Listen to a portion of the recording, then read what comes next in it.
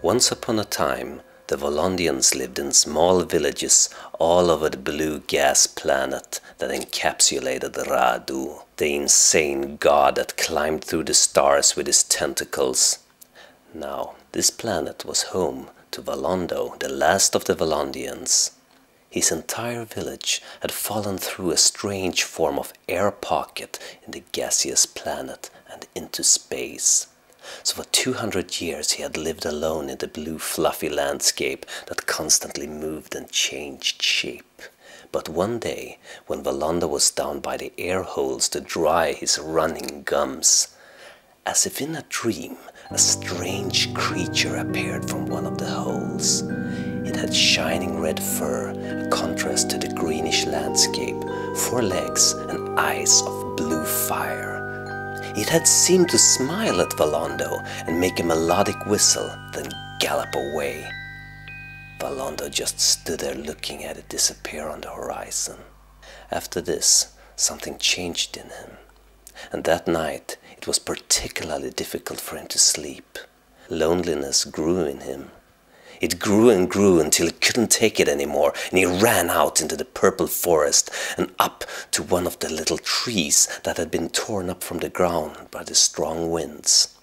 Using his sharp Vallondian stone knife, he started to work on the trunk. He worked obsessively all night until dawn, and when the sun rose over the purple forest, he sat exhausted among the purple needles and viewed his work. And although he felt he would never again encounter the red creature, he now had a statue, and he felt as if he would never be alone again. Every morning, Vallonden went out into the forest to visit the statue that he had now started calling his friend. They had long conversations, and although the statue was a poor conversationalist, Vallonden felt happier now than he had in the last 200 years of his life. But suddenly, Vallonden felt a hard blow to his head. Everything started spinning, and he had just enough time to see the second stone as it hit him in the head, and he fell to the ground. He crawled to his feet, but the statue was gone. All dizzy, he couldn't see the thieves, but he could hear them crashing through the woods not far off, so he ran after them. He ran and ran until his hoofs were all ground down to the skin, and he had to crawl on his hands and knees through the forest. For the first time in 200 years, he had something to live for, and he wouldn't give up easily. So, following the trail of the thieves, he crawled down to the beach and rolled a large pumice stone into the yellow acid sea. For days he traveled on the stone, terrified of falling asleep and falling down into the sea of acid.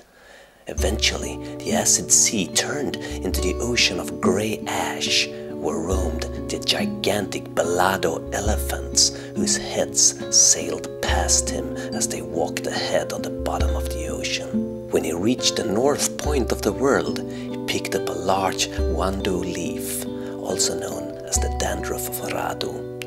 And with it, as a hang glider, he was swept away by Radu's breath. He flew all the way over the needle-sharp cloud valleys and shivered when he saw the hundreds of peon moths with broken wings that lay impaled there. Far off in the west, he could see the long-haired nomad creatures, the Gansibularna, that had gone blind, probably from staring into the red globes that flew through the cloud desert in the west.